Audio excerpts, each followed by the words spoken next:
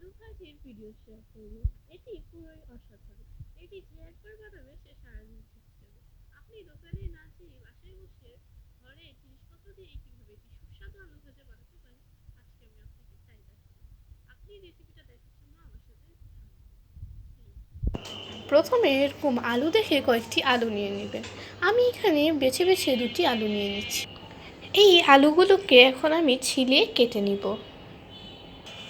আমি আলুগুলো কেটে ধুয়ে এখন শুকিয়ে দিয়েছি। এখন আমরা বানাবো মশলা, যেটি আমরা আলুতে দিব। এটা শুকাতে শুকাতে আমরা এখানে 1 চামচ লবণ, এই যে আমাদের মশলাটা বানানো শেষ। আমরা প্রথমে 1 চামচ লবণ এবং 1 চামচ মরিচ দিয়ে ভালো করে মিশিয়ে নিয়েছি। এই মিশ্রণটি একটু পরে আমাদের আলু ভাজার পর লাগবে। এটি দিলে আলু ভাজাটা হয়ে যাবে অনেক সুস্বাদু, পুরো দোকানের মতো। এখন আমরা আলুগুলো দিয়ে দিচ্ছি তেলে ভাজার জন্য।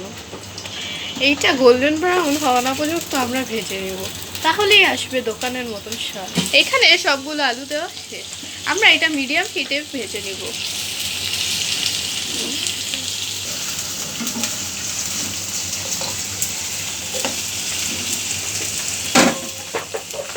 আমরা এখন এখানে কিছু তেল অ্যাড করবো।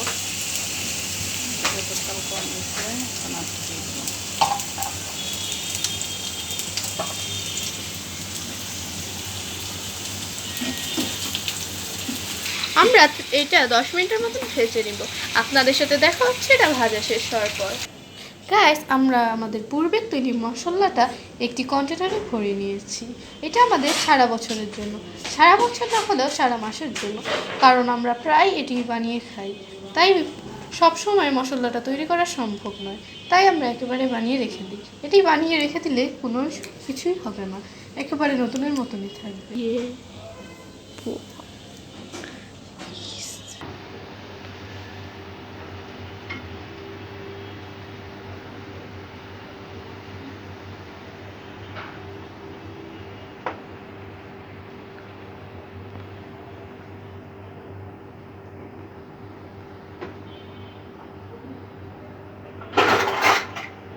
গাইস লুক, আলুটা হতে হতে আমি আপনাদের একটা বাসার ট্যুর দিয়ে দিচ্ছি।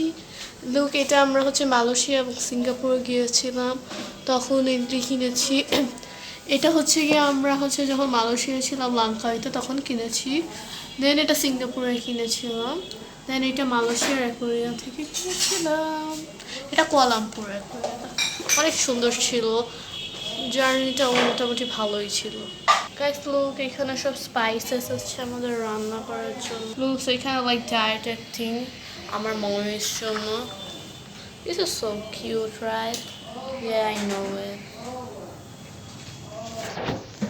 গাইস, আমাদের ফ্রেঞ্চ ফ্রাইটা অলমোস্ট ডান। আরও 5 মিনিট ভাজলে হয়ে যাবে। I'm so excited right now. Guys, আপনারা যদি এতদূর পর্যন্ত থেকেছেন তার জন্য আপনাদের অসংখ্য ধন্যবাদ। আপনারা দয়া করে একটি লাইক এবং সাবস্ক্রাইব দিয়ে যাবেন, এবং পারলে আপনার বন্ধুবান্ধবদের সাথে এবং পরিবার বৃন্দগণের সাথে শেয়ার করে দিবেন। এটি আমাদের জন্য খুবই উপকারিত হবে। ধন্যবাদ। গাইস, এতক্ষণে আমাদের আলুটাও শেষ হয়ে গেছে। এখন আমরা এটি একটি পাত্রে নিয়ে নিব। আমি প্রথমে পাত্রটিতে কয়েকটি টিস্যু দিয়ে সুন্দর করে রেখেছি। এটি আমাদের তেলটি অ্যাবজর্ব করতে অনেক হেল্প করবে। এখন আমি নিয়ে নিচ্ছি আলুগুলো।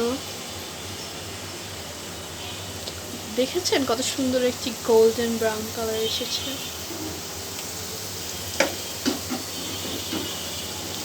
এটি তোলার পর আমি আপনাদের সাথে আবার ফিরে আসছি।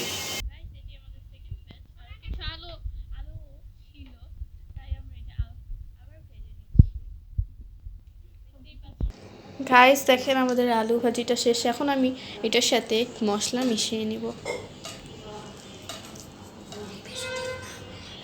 চুপ চুপ চুপ চুপ, আমি দিতেছি না। এখন আমি এটাকে ভালোভাবে মিশিয়ে আপনাদের সাথে আবার ফিরে আসছি।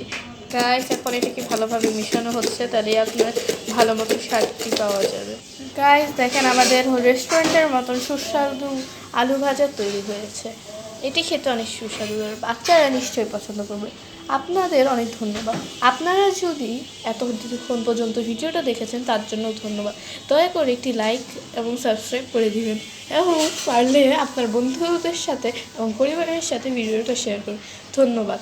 আজকের জন্য এখানে আমি আপনাদের সাথে আরও দৈনন্দিন জীবনের কর্মকাণ্ড এবং ব্লগ নিয়ে আসছি। ধন্যবাদ। আসসালামু আলাইকুম।